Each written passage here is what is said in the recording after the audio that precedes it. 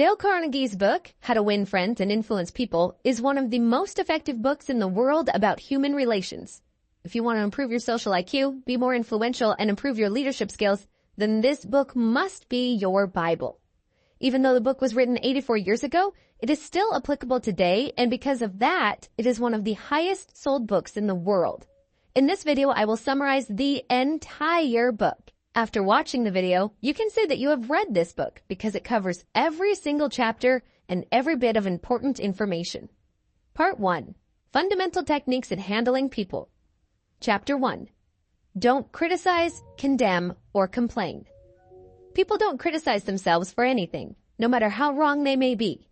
Remember that people are creatures of emotion, and they are motivated by their ego and pride. Criticizing people nearly always puts them on the defensive, and they find ways for rationalizing their actions. Even family members of criminals frequently go into denial, blaming the system instead of the person for the crimes. Criticism hurts a person's pride and sense of importance. Remember, people can hold resentment for insults that can last a lifetime. Famous airplane test pilot Bob Hoover was flying back from an air show in San Diego when all of a sudden both of his engines cut out. Through some impressive flying, he was able to land the plane, saving those on board. Unfortunately, the aircraft was badly damaged. The reason for the harrowing engine failure was that the World War II propeller plane had been accidentally filled with jet fuel. Back at the airport, Hoover saw the mechanic who had made the mistake. The young man was in tears, knowing how furious Hoover must be over the loss of his expensive airplane and the danger posed to the 3 people on board. So, did Hoover yell at him, scold him, criticize him? Not at all. In fact, Hoover said that to demonstrate his faith in the mechanic having learned his lesson, he'd like the same mechanic to service his plane the next day. The reason for Hoover's benevolence was perhaps that he knew something that psychologist B.F. Skinner had discovered a long time ago, that animals rewarded for good behavior will learn more effectively than those punished for bad behavior. The same is true of people. Criticizing them won't encourage them to change their behavior because they're not primarily driven by reason, but by emotion. Any weak person can criticize or complain. It takes real character to understand and forgive. Chapter 2. Give honest and sincere appreciation. One of the strongest drivers of human behavior is the desire to be appreciated by others. We all like being complimented and hearing that we're doing a good job. Some people even claim that all civilization ultimately rests upon the human desire to be important. Our craving for approval and praise makes us climb the highest mountains, write novels, and found multi-million-dollar companies. You don't need to give someone a fancy title to show your appreciation. It's enough to use simple phrases like, "Thank you," and "I'm sorry," while also giving sincere, honest praise. Don't shower people with phony flattery or they will see right through it. Instead, stop thinking about yourself for a moment and focus on the good points of the person in front of you. Also, be sure to make the other person feel important. To get into the right mindset, try thinking like Ralph Waldo Emerson, who said that every person he met was superior to him in certain ways, so there was always something to learn from and appreciate in other people. Or think about the golden rule. Treat others as you would like others to treat you. So, the next time you see a tired, bored, underappreciated service employee somewhere, try to brighten their day with some appreciation. Leave little sparks of appreciation during the day. You'll be surprised to see how positively people react when their hunger for recognition is fed. You'll soon become someone whom others like and enjoy working with. And best of all, you'll have a positive impact on the lives of those around you. Chapter 3. Appeal to another person's interest. Let's say you like cheesecake. When you go fishing, you don't string cheesecake at the end of your line. You attach what the fish wants, which is a worm. Why do you treat people any differently? Of course, you're interested in what you want, but no one else is. Everyone else is just like you. We all want what we want. The only way to influence other people is to talk about what they want and show them how to get it. Every person in the world knows what they want and cares about what they get. Approach them from this direction. Before you speak, pause and ask, what can the other person get out of this? Even challenge yourself to not say anything about what you want. Show other people relentlessly that you want to help them. The world is full of people who are self-seeking. So the rare person who unselfishly serves others has an enormous advantage. Andrew Carnegie had a sister-in-law whose kids never wrote letters back. He bet someone he could get a reply without asking for one. He wrote letters at the end mentioning that he was sending a $5 bill, but omitting it. Sure enough, they replied, thanking him for writing and asking where the money was. Part 2. 6 Ways to Make People Like You. Chapter 1. Become genuinely interested in other people. Who is universally loved as friendly and approachable? A dog. They're always excited to see you and seem like you're the most important thing in their world. Showing interest in other people makes them feel important. All of us like people who admire us. People aren't interested in you or me. They're interested in themselves every day for their entire life. When you see a group photo, whose face do you look at first? Remember, you make friends much more easily by being interested in them than by trying to get them interested in you. Ask people about their background and their goals. Remember problems people are having, and when you come across a solution, share it with the person. Go out of your way to talk to people who are beneath your level, employees who don't report to you, service people, etc. For people above your level, express a genuine interest in them, their work, and their advice. They feel important when they can pass on the secrets of their success. Chapter 2. Smile. A smile says, I like you. You make me happy. I'm glad to see you. It's a message of goodwill. Once upon a time, a New York stockbroker by the name of William B. Steinhardt decided to try something new on the author's advice. Previously a notorious grouch who rarely smiled in his personal or professional life, Steinhardt committed to simply smiling more by giving himself a pep talk in the mirror the morning his experiment began. He began the day by greeting his wife with a smile, then smiling at the doorman of his building, then the cashier at the subway booth, then the traders on the trading floor and his colleagues in the office. The result? People began smiling back. At home, Steinhardt said that there had been more happiness in the first 2 months of the experiment than in the entire year before it. What's more, he found that at work, complaints and grievances were easier to deal with, winning him more revenue than previously. In short, he was a richer, happier man. As the story shows, a smile can go a long way. If someone we've just met smiles at us, we tend to automatically like them. The smile of a baby, for instance, immediately makes us feel warm and fuzzy inside, as does seeing a dog wagging its tail out of sheer delight at seeing us. So, if you want to make yourself instantly likable to someone, show them that you're happy to see them by smiling. When they see how happy you are to meet them, they can't help but be happy to see you too. Chapter 3. Remember that a person's name is, to that person, the sweetest and most important sound in any language. A name is a person's identity. It makes her unique among all others. This is the principle I always ignored before. And whenever I met someone new, I would hear his name and after 5 seconds, forget it. And later on when I needed his name, I would always excuse myself by saying, I'm so sorry, I'm so bad with names. Could you please repeat your name again? After reading the book, I noticed that this was a huge mistake. When you remember another person's name, it shows that you really listened and cared when you were talking. Using names reduces the barrier and makes other people feel more close to you. These days when I meet someone, I really pay attention to the first few seconds when they mention their names. And instead of just saying, nice to meet you, I always say, nice to meet you, Tom. By repeating the name, I remember it better. Plus, it makes the other person feel connected to me. So, next time when you go to the gym or somewhere else, instead of saying, hi, how are you today? Say, hi, Tomasz, how are you today? You'll start seeing the difference. Saying the name is a subtle and welcome compliment. Forgetting it or misspelling it is a crippling mistake that suggests you don't care enough to get it right. People pay loads of money to have their names remembered after they die, naming buildings, having parks dedicated to their name, etc. A business person who can't remember the names of his important clients is simply saying that he doesn't care about a big portion of his business. Carnegie wanted to merge with a car company called Pullman. When Carnegie mentioned that the new company would still be called Pullman, Pullman became far more eager. If you're having difficulties remembering the names, then make sure you catch it when it comes up the first time in a conversation, and ask for it to be repeated or even spelled out if needed. Then repeat it back to the person multiple times during the conversation. Finally, when you are alone, make some type of connection to remember it better. Chapter 4. Be a good listener. Encourage others to talk about themselves. A person's life is the most important life for that person. A person's headache means more to him than a famine that kills 1 million people. Allowing someone to talk makes that person feel important and flattered. Everyone has gone through what they feel to be tough times, and they like to talk about them if they've overcome them. Ask about this. Even better, combine this with another tip, which was give sincere appreciation and praise. Tell them how fascinating their stories are and how you wished you had their knowledge or experience.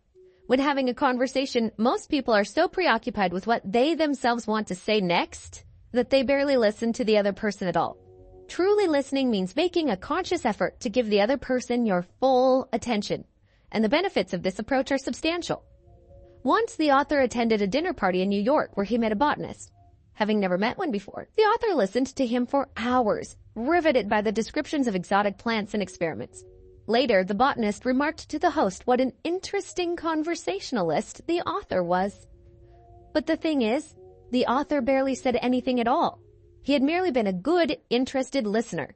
Before reading the book, I never paid attention to this principle. Whenever I was talking to someone, I was always waiting for the person to finish talking so that I could change the topic to my interest areas, or while the person was talking, I was constantly thinking about the things I would say once the person finished. And when that person was done, I would unload the information that I thought was interesting. Chapter 5. Talk in terms of the other person's interest.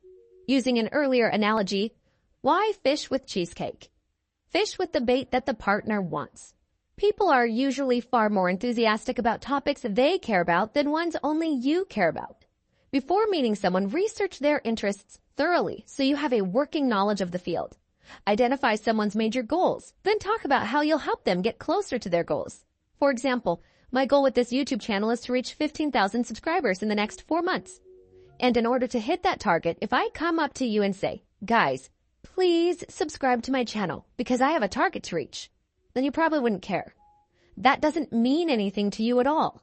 But instead, if I can give you some useful information with this video, add some positive value to your life, and only after that ask you to subscribe and open the notification bell in order to benefit from my future videos, then there's a bigger chance that you would do it. Because if you are watching this video, I'm assuming that you're interested in your personal growth. And seeing my future videos might be interesting for you. As you can see, I didn't even mention my target. I was talking about the benefits you will get. Chapter 6. Make the other person feel important. And do it sincerely. Almost all the people you meet feel superior to you in some way. Let them realize in some subtle way that you realize their importance. Inversely, avoid doing things that demean the other person and make them feel small or unimportant. Give praise without wanting anything from them, merely to radiate happiness and lift them up. This principle is a kind of recap of previous principles, so I won't spend too much time on it. Part 3. 12 ways to win people to your way of thinking.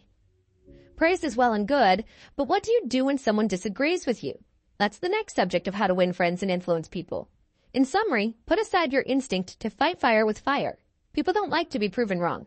They don't like to admit that they have to change their mind, no matter how right you supposedly are. They crave importance, and correcting them insults their pride. You think it's important that you're seen as the smartest person in the room, but you'll be resented for this. Chapter 1.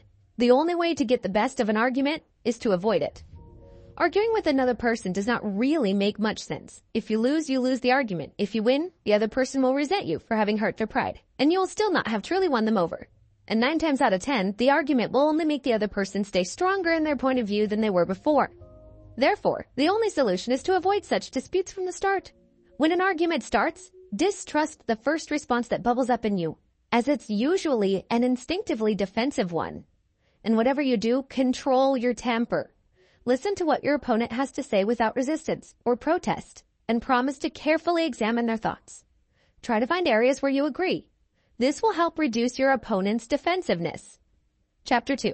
Begin in a friendly way. A hostile attitude just invites reciprocal hostility. People don't want to change their minds. They can't be forced to agree with you, but they may be led to. Think about how to make an animal come to you. Do you chase after it, snarling, or do you offer food?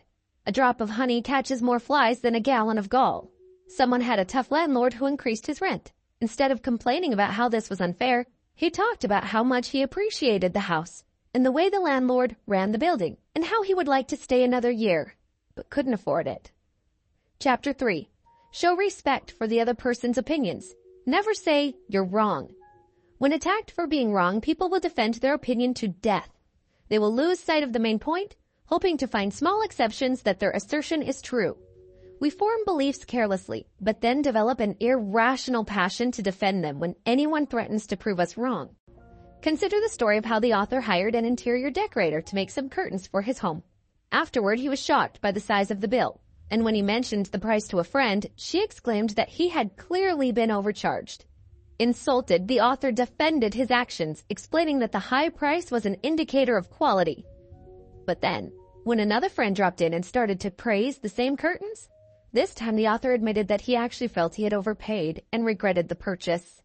This positive approach disarmed him, and he could freely admit his mistake. You see, whenever you tell someone they're wrong, you're basically saying, "I'm smarter than you." This is a direct attack on their self-esteem, and they will want to retaliate because you're clearly disrespecting their opinions. Chapter 4. If you are wrong, admit it quickly and emphatically. Once the author was out walking his dog Rex in a nearby forest. Rex liked to run free and so was not wearing a muzzle or leash. Unfortunately, they encountered a police officer who sternly told the author that this was illegal, but that just this once he'd let them off with a warning. The author obeyed, but Rex didn't like the muzzle, so pretty soon they returned to their old ways. That's when the same officer caught them again. This time, even before the officer opened his mouth, the author himself expressed how very, very sorry he was and how unacceptable his misdeed was. Normally, the officer would have probably been angry and handed him a fine, but thanks to this upfront admission of guilt, he did the opposite. The officer began arguing that the little dog really wasn't hurting anyone, accepted Carnegie's apology, and let them continue on their merry way. Admitting your mistake helps because the other person is usually trying to feel important by criticizing you about your mistake. But the moment you admit your guilt, the situation completely changes. Now, in order to feel important, they can no longer attack you, but rather have to show generosity by forgiving you. This is exactly what made the police officer so lenient in the example. So the next time you realize you're in the wrong, admit it enthusiastically. It will produce better results, and you'll find it's actually much more enjoyable than having to defend yourself when the other person points out your mistake. Chapter 5. Let the other person do a great deal of talking. Someone who disagrees with you will not pay attention to you while they are crying for their own expression. So encourage them to express their ideas fully. I'm sure you have seen arguments where neither person was listening to the other because they felt like their points were not being acknowledged by the other side. So always resist the temptation to interrupt the person. This is costly every time you do it. Imagine there's an empty bottle that fills as the person talks. When she fills the bottle, she becomes much more receptive to new thoughts. Before the bottle is full, she feels unheard. Every time you interrupt, you empty the bottle, and she has to start again. Chapter 6. Honestly try to see things from the other person's point of view. If you were born in the same body as your partner, had her experiences, and saw the world through the same lens, you would by definition arrive at the same conclusions. Consider the other person's ideas and feelings as important as your own. Imagine looking outside from another person's body. Adopting this attitude is actually productive. It will help you discover your partner's interests and articulate your argument to appeal to his interests. For example, put yourself in the interviewer's place. Do you think she enjoys the interview process and talking to tens of people? She also hopes that the next person who walks inside is going to be the right fit. She also wants to end the interviews. Change your perspective. Instead of seeing an interview as a meeting to solve your problem, see it as a meeting to solve another party's problem. If you focus on their problems and explain how you will solve them, then your problem will be solved as well. Chapter 7. Be sympathetic to the other person's ideas and desires. Any upset person feels completely justified in their anger, no matter what you believe. Do you think when you're angry, you say to yourself, I know I'm being irrational and my anger doesn't make sense, but I'm going to be angry anyway? People are hungry for sympathy. They want us to recognize all that they feel. If we can sympathize with others, they will appreciate our side as well and will often come around to our way of thinking. Chapter 8. Start with questions to which the other person will answer yes. Every time someone says no, they get locked into defensiveness and consistency bias. So don't start by talking about the areas in which you differ. Start with what you agree on. Get the person to say yes. Instead of pushing your conclusion on the person, guide her toward your conclusion through a series of logical questions. This can sound like a trap if the person realizes what you're doing. It's better to do this in a genuine, patient tone, instead of in the tone of already knowing the answers. Ask difficult questions with unclear answers so it doesn't feel like you're trapping the person in a corner. This technique is used a lot by salespeople. For example, imagine I want to sell my book summary to you and I would say, "You seem to be a person who likes to read, am I right?" You would answer yes. Then I would go ahead and say, "Do you like saving money? Do you like saving time?" Most likely your answers would be yes again. Once I get these yeses, I would then say, "Buy my book summaries. It's exactly what you want. It will save you time, money, and you will read a book much faster." How would you feel at this point? I'm sure you'd feel like I trapped you into something that you didn't want. Even if you liked my product, you'd probably be turned off by my approach and most probably would walk away. Chapter 9. Let the other person feel like the idea is his or hers. People like their own ideas better than other people's. Coming up with their own ideas makes them feel smart and important. Executing their own ideas instead of someone else's gives them a feeling of control. For example, once I was negotiating with a quite tough person who did not like to compromise. After a while, I noticed that it would be very difficult to reach an agreement. So I decided to apply this tactic and said, "You know about this topic more than I do. You are the world's expert on this, so I want to hear your opinion. How can we reach an agreement?" The person stopped for a moment and then started giving me advice and options. His approach changed from being an opponent to a mentor. After hearing all of his options, I chose one of them and decided to implement it. Since he gave me the option, he was much more engaged and interested in implementing it successfully. Chapter 10. Appeal to the nobler motive. A person usually has two reasons for doing a thing, one that sounds good and a real one. Forget the real one. Appeal to their highest moral principles. For example, when someone is breaking the agreement, say that your impression of the person's character was one of high integrity. Give them some time to think about it. If they come back and want to continue, then you will accept it without hesitation and admit that your judgment of character was wrong. But you still personally believe they're a man of their word and will not break the agreement. We humans don't want to lose the nobler motives that we pose. Chapter 11. Dramatize your ideas. Attention is scarcer than ever before. Find ways to capture it without being gimmicky. Merely stating a truth isn't enough. The truth has to be made vivid, interesting, and dramatic. Find a way to visually represent the stakes. A cash register salesman observed a slow-moving checkout line. He told the owner he was losing pennies with every customer. He threw pennies on the floor to make the point. Imagine how effective this would be if he kept doing this repeatedly to illustrate the money lost. Steve Jobs famously introduced the iPod as 1,000 songs in your pocket, not talking about gigabytes of storage. Here are a few tactics on how you can apply this principle. Provide a visual analogy. Show objects for size, speed, and cost. Equate the opportunity to dollars. For example, your business is losing one Mercedes-Benz a day by not fixing this problem. I personally like this tactic and have used it a lot in the past. For example, when I was finishing my internship, I had to give a final presentation about the results. In total, we were around 25 students, and among them, my presentation was one of the most interesting ones. And the reason is that when I was presenting, I did not talk about the boring tasks I did in Excel. I simply started by saying that my internship saved $13,000 for the company. Once I said this, every manager in the audience started listening very carefully and asked a lot of questions at the end. To be honest, I did the same boring things as other interns. I would say I did even less. The only difference was that I calculated the number of hours I had spent and then converted it into dollars. Since it was an unpaid internship, I could easily say that I saved them money, because if some paid employee did the same job, the company had to pay a salary. Chapter 12. Throw down a challenge. When motivation doesn't work, organize a competition. This gets people going because they don't want to be second. The desire for mastery and to excel is a fundamental driver of behavior. For example, if a person is unsure, subtly question their strength. I don't blame you for being scared. It's a tough job. It'll take a big person to take care of the job. Part 4. The final part of this book is about changing people without giving offense or arousing resentment. Chapter 1. Begin with praise and honest appreciation. It's always easier to listen to unpleasant things after hearing praise about our good points. Without praise, it just sounds completely critical. When you are giving praise, avoid being formal.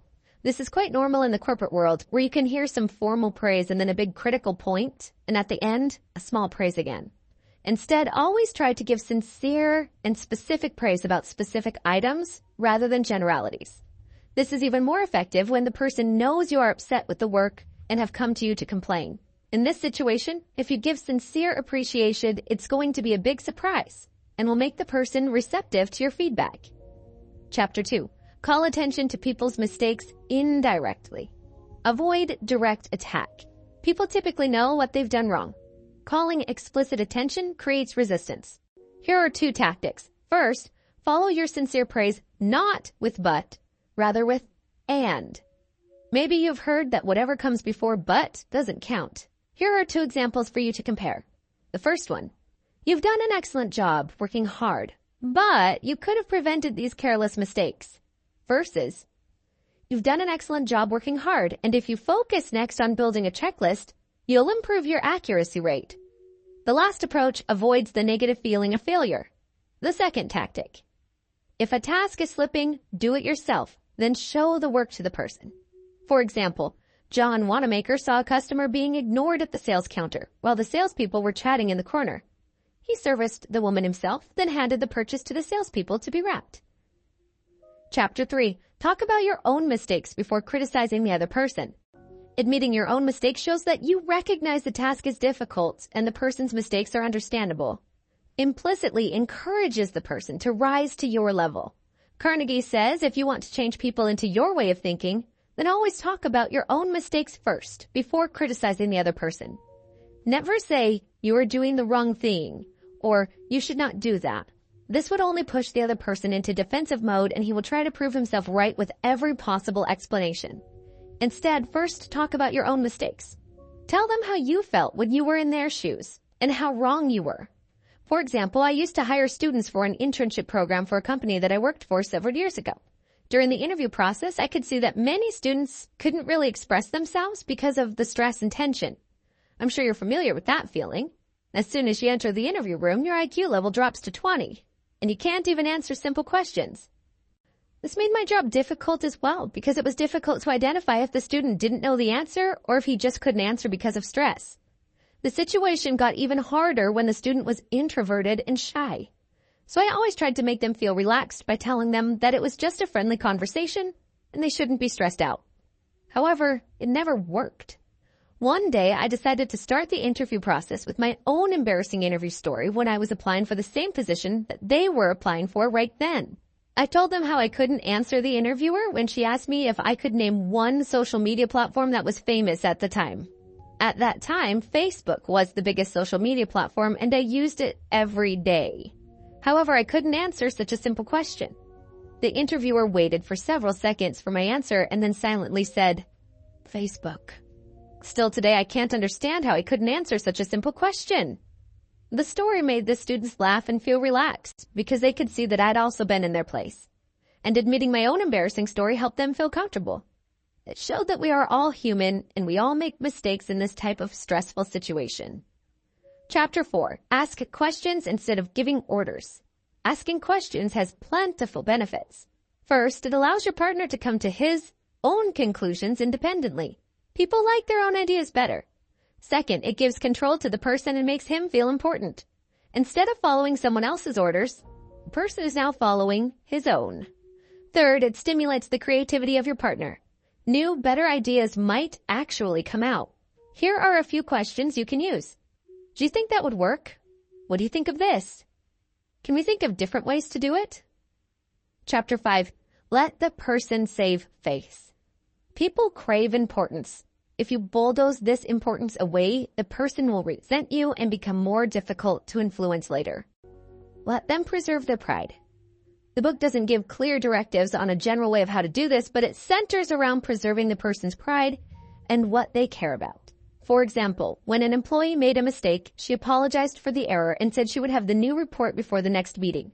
Instead of criticizing her carelessness, the manager thanked her for her work, said it wasn't an unusual error for a new project, expressed his faith in her, and knew she had done her best. Chapter 6. Praise every slightest improvement. Praising every improvement inspires the other person to keep on improving. Again, keep in mind that people crave importance like food, and giving them a little bit of praise makes them hungry for more. I personally believe in the power of this tactic because I have seen how it works in my own experience. It's changed me from being a shy, non-communicative person to a team leader who managed 25 people and gave presentations in front of hundreds of people. If you're going to apply this tactic, please give specific praise. Single out a specific accomplishment instead of general flattering remarks. This makes your praise sound more sincere. I remember when I started my second job, many of my colleagues in the office warned me to be very careful with one of the employees in India. They told me that he was quite lazy, he replied to emails very late, and the quality of his work wasn't good. Several of my colleagues even complained to his manager, but it didn't change a lot of things. Once I started working with him, I could see that my colleagues were right. But instead of focusing on his mistakes, I decided to apply Carnegie's principle and focus on small positive things and praise him genuinely. So whenever I saw even a small good work from his side, I praised him for that specific work and sometimes added his manager to carbon copy. After some time, the number of good works started to increase, and after 7 weeks, he was a completely different person. He became very proactive and friendly in his communications, and it wasn't just toward me, it was toward others as well. He even added me as a friend on Facebook, which never happened to any of my colleagues before. Chapter 7. Give the person a fine reputation to live up to. If you want to improve something about a person, act as though that trait was already one of his outstanding characteristics. For example, let's say that when you're having a conversation with your friends, one of them says that he knows you as a person who can keep a good secret and can be trusted no matter what the conditions are. The rest of your friends also agree with this opinion. After hearing this, even if you are not a person who can keep a good secret, you'll start acting like one. You will be very careful not to lose this status. You will always speak very carefully in order not to reveal someone's secret and lose your valuable title. Chapter 8. Make the fault seem easy to correct. If you tell someone they lack the talent and will never be good at something, you've removed interest and hope for improvement. Instead, tell them they have the right talent and fundamentals, but just need to practice getting better. Make the steps easy to do. For example, here's what a dance instructor could say to a poor dancer. You have a natural sense of rhythm. You are a natural-born dancer. Chapter 9. Make the person happy about doing the things you suggest. This principle is similar to one of the previous principles, which was about keeping another person's interest in mind. I personally think that talking only about other people's interests can raise suspicion. For example, if someone is talking only about your interest without theirs, you might suspect that not everything is being revealed. One way to avoid sounding disingenuous is to acknowledge why you want the action up front. Then talk about the benefits you both enjoy. That's it for this video. If you found it helpful, please leave a like and a subscribe to my channel. It keeps me motivated to post videos for you every single week. Thanks for watching and have a great day.